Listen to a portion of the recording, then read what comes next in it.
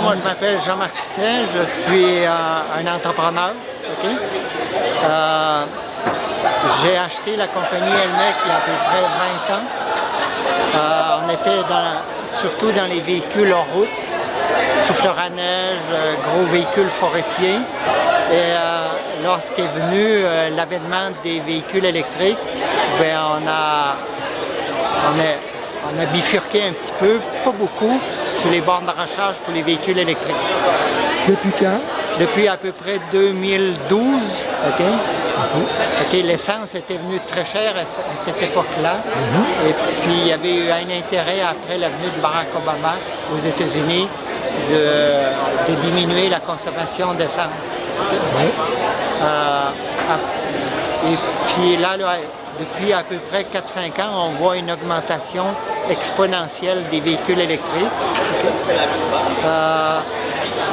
Beaucoup, la moitié sont des véhicules hybrides.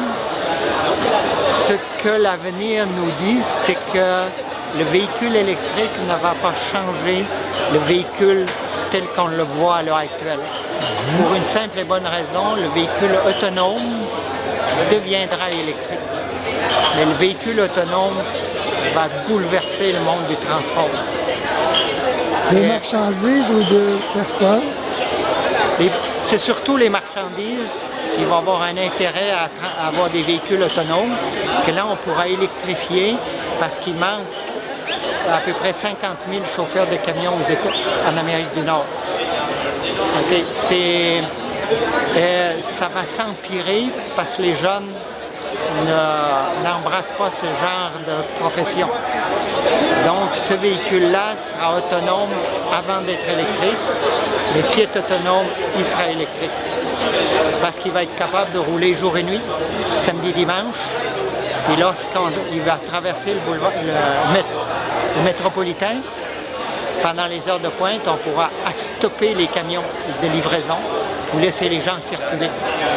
Donc on va diminuer les heures de pointe, ça veut dire rentabilité efficace. Elmec se préoccupe aussi de l'agriculture parce que moi je viens de l'agriculture. Donc l'agriculture manque aussi de personnel et c'est là qu'on va développer des tracteurs autonomes. Et l'agriculture a toujours été friande des dernières technologies. Donc on va, avec le véhicule autonome, c'est le lien de propriété qui va changer. Donc l'ancien véhicule, la voiture qui est une source de dépense, qui fait à peu près 25 000 km par année. Donc, dorénavant, les véhicules autonomes pourront faire 100-125 000 km par année et pourraient devenir une unité de profit. Donc, c'est l'autopartage? Mur à mur. Intelligent.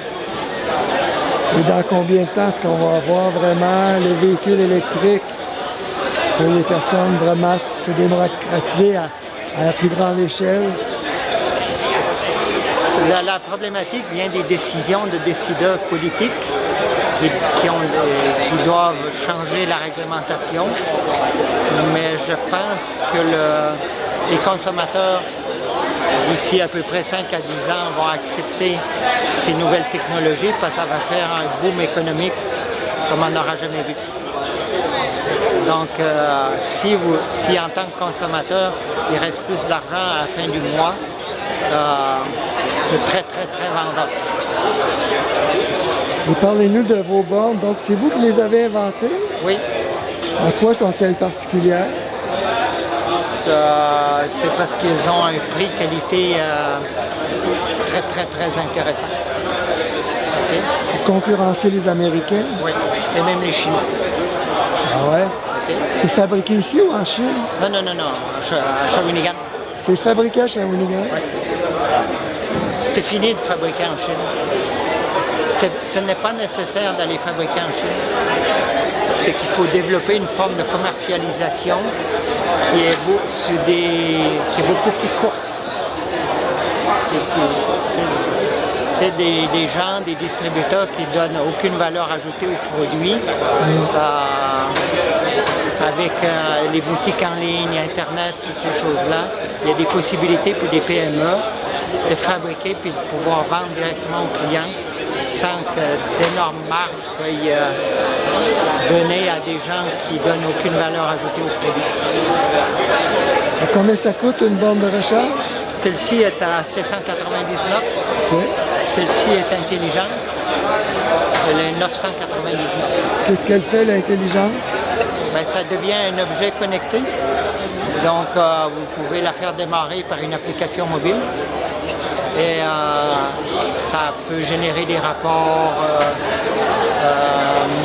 quand il y aura des tarifs différentiels au Québec, possibilité de modifier les heures de recharge, des choses comme ça, de faire du power sharing,